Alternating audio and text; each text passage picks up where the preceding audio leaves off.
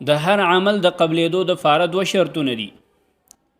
یو شرط اخلاص دی چې عمل به د خالص صرف او صرف د یو الله د رضا دپاره کړی. د اخلاص ګڼ تعریفونه علماو کړي دي، خو امام غزالی رحمه الله وی اخلاص دی ته وی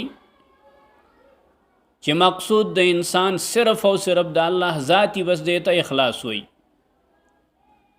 نو د هر عمل د قبلېدو دپاره یو شرط اخلاص دی.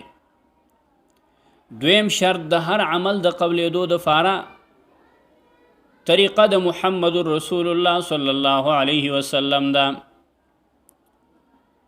عمل به د الله دربار تعالی رسی چې د عمل په طریقه د نبی علیه الصلاۃ والسلام باندې شوی.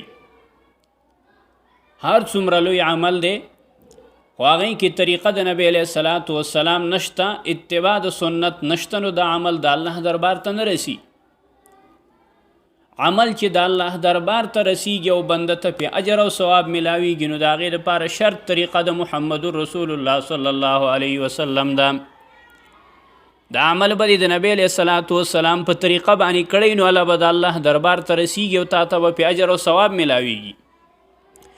بهترین مثال پنجپیر شیخ صاحب مد ظله العالی بیان کړی دی چې عمل چې د الله دربار ته رسیږي، نو د هغې دپاره شرط طریقه د نبی علیه الصلاۃ والسلام ده.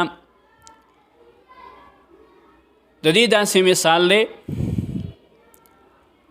تا خط ولیکه، طالب له دې ورکه چې دا کراچۍ ته لیږم، نو ډاک کې وغورځوه. هغه طالب پوهه نه شو او هغه خط یې په ډاګه کې وغورځو. څو ورځې تېرې شوې، تا د طالب نه تپوس وکړو چې هلکه د خط جواب خو رانغی، هغه دې کم ډاګ کې غورځولی و؟ هغه ووایي جی هغه خو ما په ډاګه کې غورځولی و.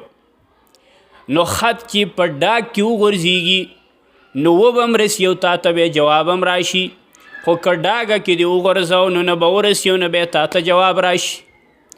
دقه شان عمل، دقه شان مثال دی د عمل. که دا عمل دی په طریقه د نبی علیه الصلاۃ والسلام باندې وکړو، الله ته به ورسي او تا ته به پې اجر او ثواب میلاو شي. او لوی عمل دی کړی دی خو طریقه د نبی علیه الصلاۃ والسلام پکې نشته، نو هغه د الله دربار ته نه رسي او تا ته په هغې باندې اجر او ثواب نه میلاویږي. ځکه خو ابن کثیر رحمه الله تعالی د آیات کریمه د لاندې وایي قاعده بیان کړې ده، د هر عمل دپاره دوه شرطونه دي. احدهما یکون خالصا لوجه الله، یو شرط داره چې د عمل به خالص د الله دپاره وي. دویم شرط ولدا دی یکون صوابا، دا عمل به د شریعت موافقي. فمتا کان خالصا لم یکن صوابا، نو هغه عمل چې د الله دپاره د اخلاص پکې شته خو په طریقه د محمد رسول الله نه دی، نو دا نه قبلیږي. ځکه خو نبی علیه الصلاۃ والسلام فرمایي من عمل عملا لیس علیه امرنا فهو رد، چا چې یو عمل وکړو په هغې کې زما طریقه نه وه، نو دا مردود دی.